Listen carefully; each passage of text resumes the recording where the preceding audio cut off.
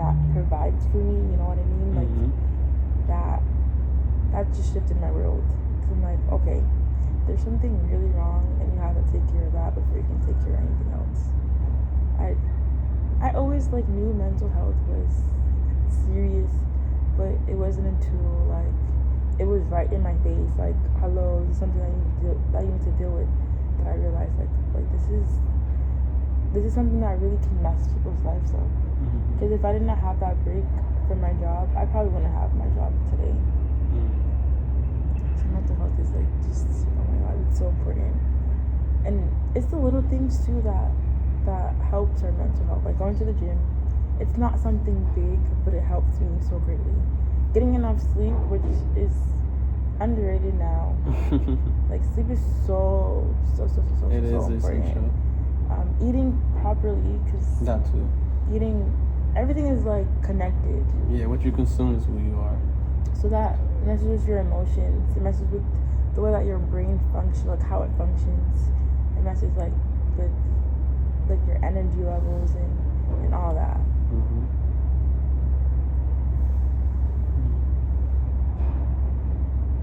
I feel like I'm rambling. Nah, you good.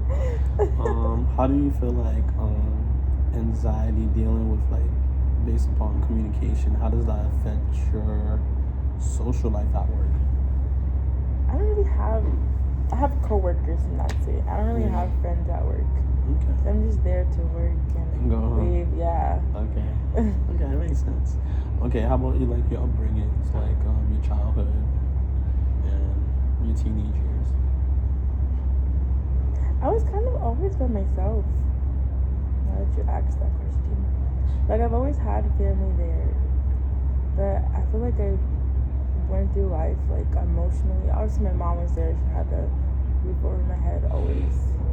But I've always just dealt with things by myself. I feel like that's why sometimes I feel like I don't know how to connect with people, because I never really learned how to connect with people. Like, my mom, she had 2 jobs growing up, and I would basically just see her in passing.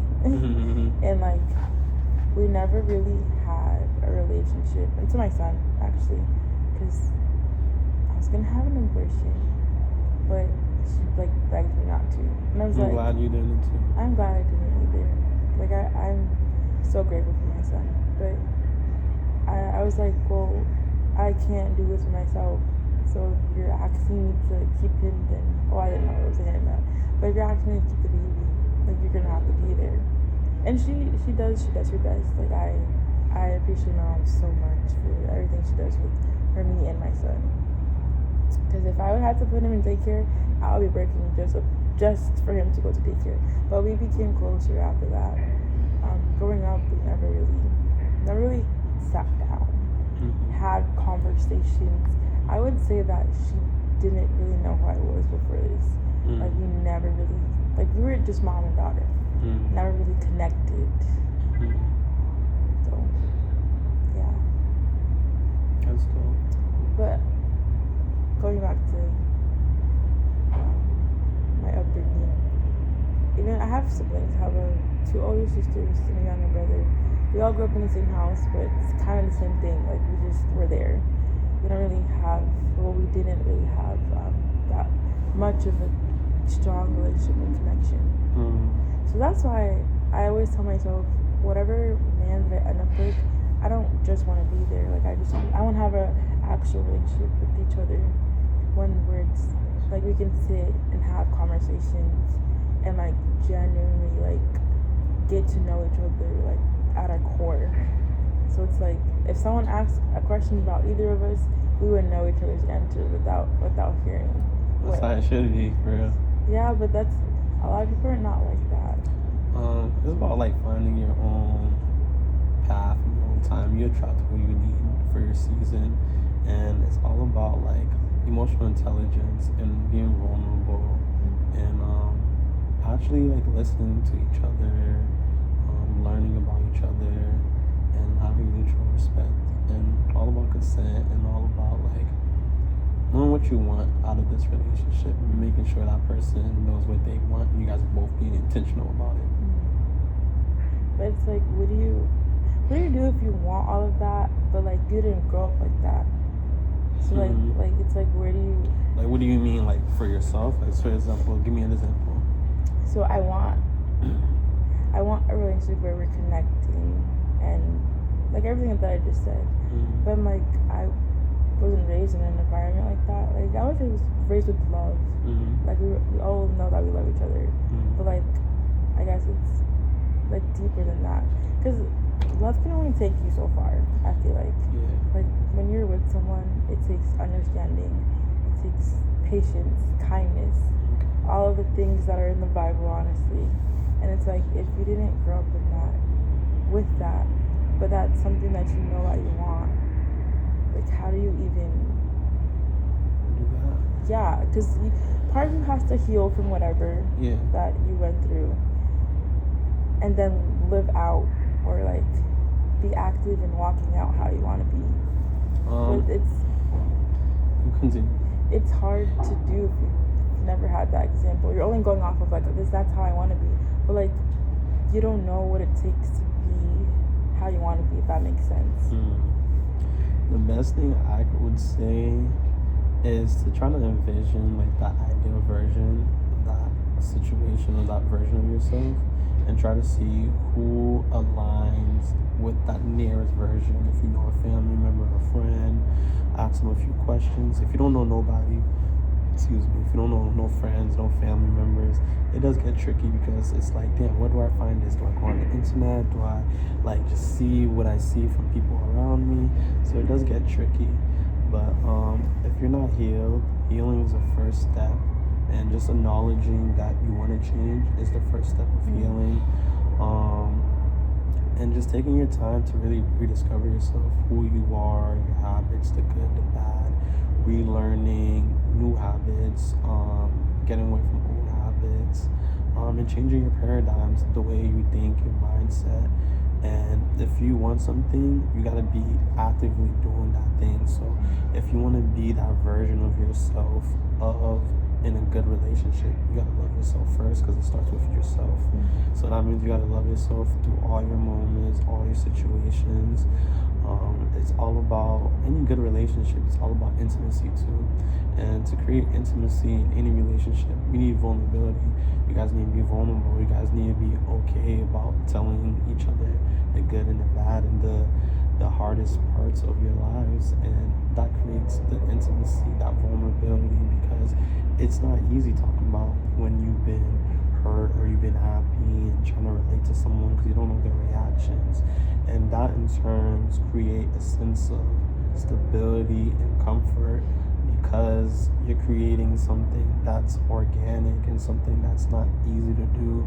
So you kind of lifting your boundaries up and kind of letting them go down in this slight little moment, and you guys are just creating magic in that moment. So it's just really finding your person that's willing to do the work that you're willing to do.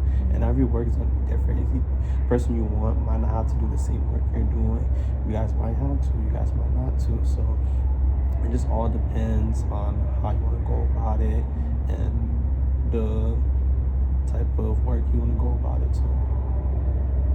I like what you said about, oh my god, my mind just drew blank.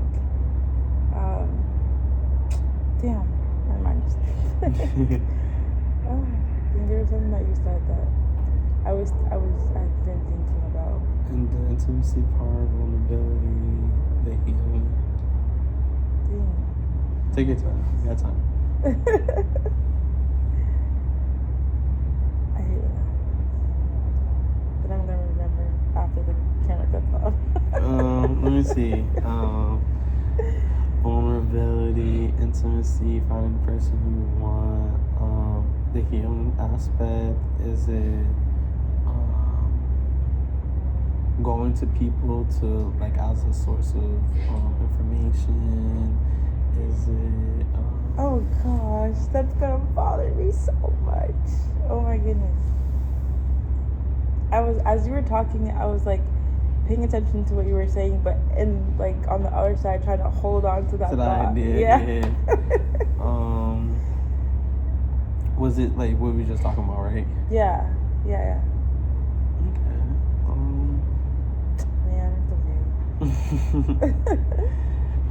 Like, was it a question? Was it like a comment? No, I wanted to like go deeper on something that you said. Okay. Well, yeah. Cause I think about a lot of this stuff, but I don't have anybody to talk about it with.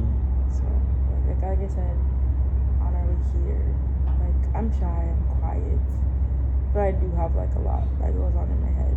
So I wish that I could really talk to people about and like not have surface level conversations, but dig deeper into conversations. Yeah. I feel you. So you feel like you wish you had like more people you could talk to or resonate with the things in your head? I wish I have people that I can talk to, but I wish I had more people that I can connect with. And I don't know if that's a me problem.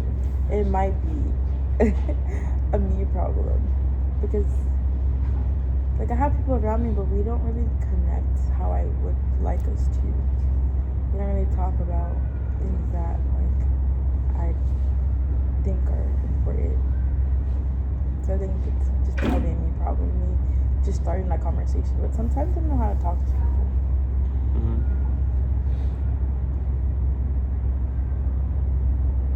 Sometimes you don't feel like you don't know how to talk to people. Yeah, sometimes I don't know. Like this is it feels very easy, but it's not like that with everyone. And I don't know why.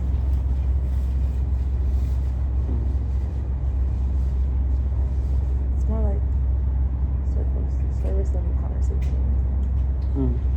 Superficial things. Maybe people are not ready to get out that surface level to dive deep. But like no one around me. There is. I feel like sometimes you gotta leave your environment to attract what you need to attract in your life. Sometimes we're always talking about how come we don't have this, we don't have that. Maybe we didn't go to the right place to get what we need. Yeah. Sometimes I can feel like the same as well. Sometimes I always say, hey, I would want an individual that's thinking like how I'm thinking or doing kind of like the same things. And sometimes I get discouraged because I know like, hey, there's so many smart individuals around where I live or talented people. Like, why are we not working together? Yeah. Why is there so much turmoil? So that kind of bothers me at times, but maybe I'm not looking at the right places. Maybe my group of people are already here and I'm just being oblivious because I want to be stuck in my environment, what I know, my family, my friends, and the few people around me. Maybe I'm just comfortable with the people that I've been around and like I don't know how to like venture out. It does. Sometimes that does happen because we're human. We want to do things that make us feel comfortable. That's routine. That's kind of like, that makes sense. So I think it does make us feel secure when we just relate to the people we know, the things we know. So like we don't go over our comfort zone, if that makes sense. But then like no growth comes from that. Like when you're comfortable, you're always gonna stay in the same spot. Yeah. Which is why I made the BFF. And like I wanna see like other people who are out there, like try to see if me talking to other people like allows me to be like who I am. If that makes sense. Going back to the being shy thing and like finding people who like accept you for you and like you're okay with being yourself around other people. I don't think you're shy. I think you're probably a very social person, just with the right people. I think it's a fear of rejection, and it's okay to fear that because we all go through that phase in some type of part of our lives. I've been through that phase, whether it's a job, a girl, or anything. Honestly, I think it's all about knowing that you matter and you're okay no matter what version of yourself you are in the moment. And once you know that and understand that, everything will flow within you, like the right people, the right time, everything. It's all about knowing yourself and what your worth is, what you deserve, and who you are as an individual. And knowing that people can't appreciate you for who you are, someone else will, and they will take care of you just the way you would want to. Yeah.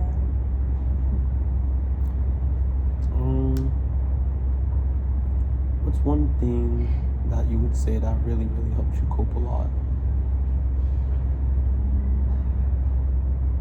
What helps me cope? Honestly, God.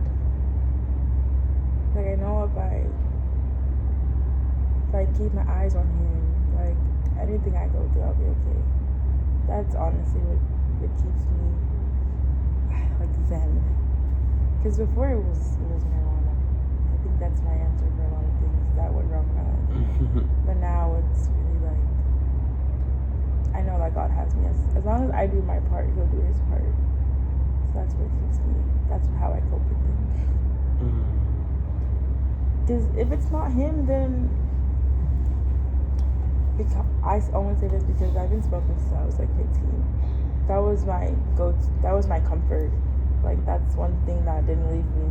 So anything, I had a bad day, I had a bad moment, I know I can go roll the blunt and be fine. But now I'm just like, I can only go to God, because anything else outside of that, it's not like unless it's a gym or finding healthy distractions. But I guess I really haven't found anything outside of God that like keeps me okay. How long have you been sober? Stopped in July, like 4 months. That's good. I'm proud of you. Thanks.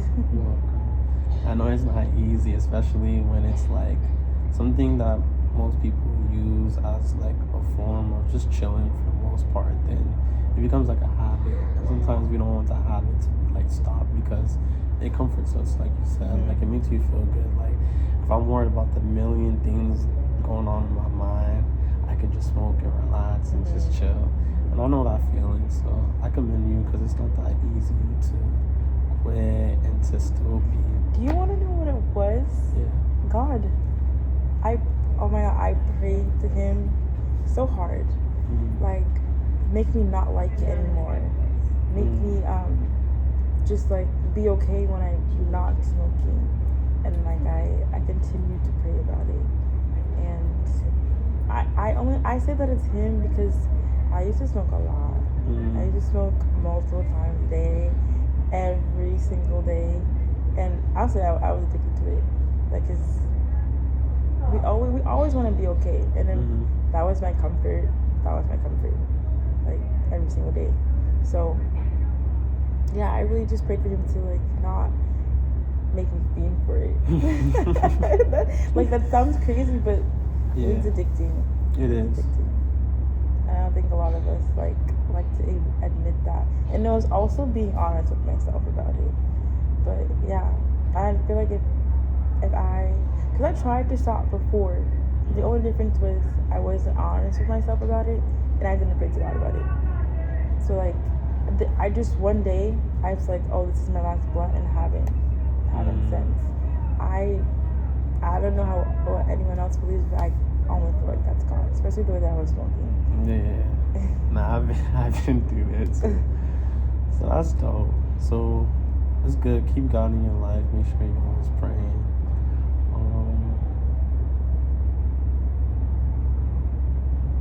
I don't give Him as much credit as I should, though. And I don't think we all do.